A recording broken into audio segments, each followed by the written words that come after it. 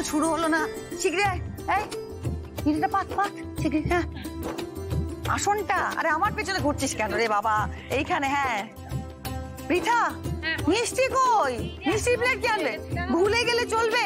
আর খেয়া দাদা কই? ঘুম থেকে ওঠেনি? ডাকিসনি তো? ঘুম থেকে ওঠেনি, ও আজকে 7 তাড়াতাড়ি ভোর ভোর উঠে গেছে, কাউকে ডাকতে হয়নি। হ্যাঁ তাই নাকি?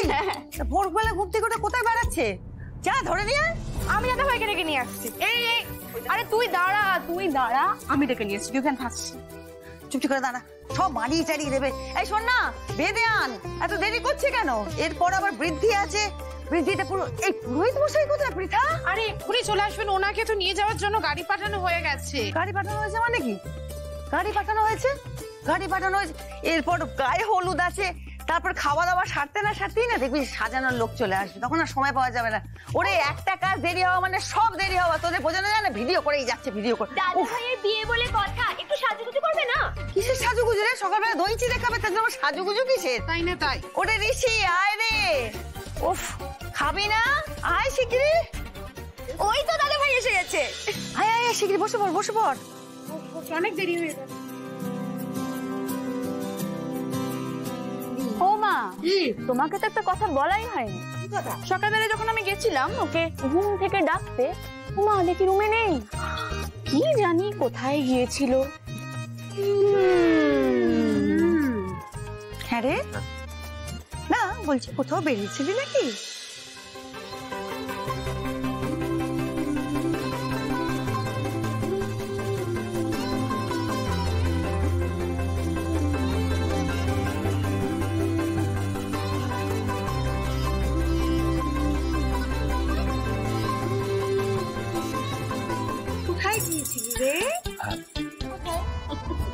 এই তোর আমি পেছনে লাগছিস কেন?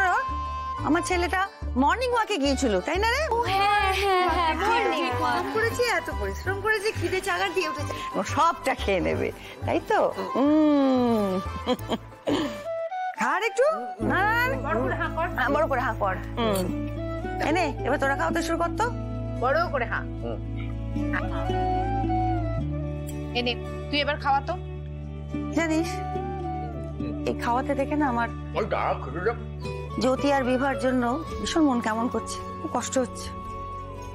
দেখ ঋষির পাশে তোর মা রয়েছে, মাসি রয়েছে, তুই রয়েছিস, কাকিমা সবাই রয়েছে, বোনেরা। জ্যোতি বিভার তো মা নেই, আর মাসি কাকিমা কাউকে তো দেখলামও না, কত একা না ওরা। বিভা আছে, দিদি, দিদি হলে কি হবে? কতটুকু মেয়ে বলো, তো নিজেই ছোট, অথচ মায়ের দায়িত্ব পালন করছে। কিন্তু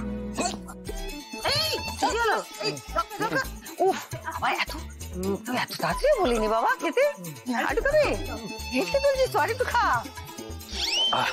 মা আর আমি পারছি না, প্লিজ তোমরা আমায় সবাই এবার রেহাই দাও। না না, রেহাই দেওয়া যাবে না তো, রেহাই দেওয়া যাবে না, যতই হেঁচকি তুলিস যাই তুলিস এই খেতে হবে পুরোটা। কেন বলছি বলতো? আমি চাই সব নিয়ম যেন নিষ্ঠা ভরে পালন করা হয়, একটু যেন ভুলচুক কোথাও না হয়। অনেক সাধ্যি সাধনা করে মা ভবতারিণীর কাছে প্রার্থনা করে তবে জ্যোতির মতন একটা ভালো মেয়ে পেয়েছি তোর জন্য, যে এসে আমার ছেলেটাকে সুখী করবে। এখন তোদের বিয়েটা ভালোই ভালো হলে আমি বাঁচি। চল এবার এটা খেয়ে নে তো। যে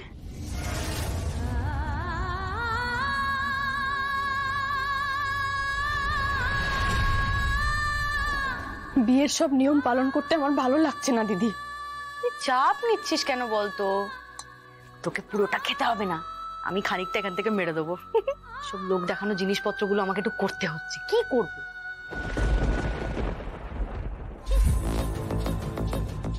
নকল বিয়ে যখন, তোকে সারাদিন উপোস করে থাকতে হবে না, ভাগ্য করে এসে আমি টুক করে তোকে খাইয়ে খাইয়ে দিয়ে যাবো, ঠিক আছে? বোন এই নে, খেয়ে নে, সারাদিন তো আর কিছু খেতে পারবি না, আবার সেই বিয়ের পর খাবি, খালি পেটে থাকতে হবে, তাড়াতাড়ি খেয়ে নে, খেয়ে নে।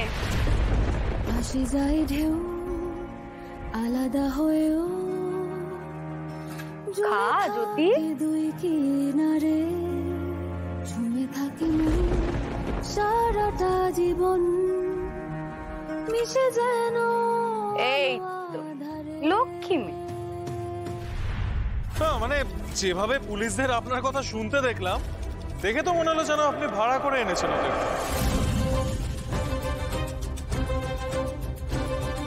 ও তেমন কিছু না, পুলিশ তো, ওদেরকে হাতে করে নেওয়াই যায়।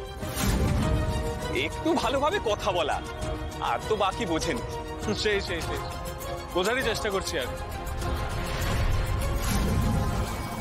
আপনাদের যখন প্রোটেকশন দিতেই হবে তখন একটু ভাব জমিয়ে নেওয়াই ভালো, তাই নয় কি? আমি ওদের বলছিলাম জানেন, আজ জ্যোতির বিয়ে, ওর শ্বশুরবাড়ির লোকজনদের যেন অসুবিধা হোক আমরা কিন্তু একেবারেই চাই না। এমনিতেই আপনাদের পরিবারের উপর অনেক ঝড় যাচ্ছে। বিভা বলেছিল ভালোভাবে যাতে বিয়েটা মিটে যায় আমাকেই দেখতে। না না, সে ঠিক আছে, বাট আমাদের পরিবারের উপর দিয়ে যে ঝড় যাচ্ছে সেটা আপনি কি করে জানলেন? আমাদের পরিবারের উপর দিয়ে যে ঝড় যাচ্ছে সেটা আপনি কি করে জানলেন? এই রে, বার খেয়ে বলে দিয়েছি, এই জন্য নিশা বলে কম কথা বলতে। গতকাল ওই তারটা কেটে যাওয়াতে একটা বড় অ্যাক্সিডেন্ট হতে পারতো ঠিকই, আর ওটা নিয়ে অশান্তিও হয়েছে, বাট ওটা ছাড়া তো আর কি। দেখুন, আমি যে জ্যোতিষ চর্চা করি আপনি হয়তো ভুলে যাচ্ছেন। যাই হোক, আপনার শালার গায়ে হলুদে আপনি থাকবেন না? নিশ্চয়ই থাকবে। বিভার আমায় খুঁজবে, আমি আসি, কেমন?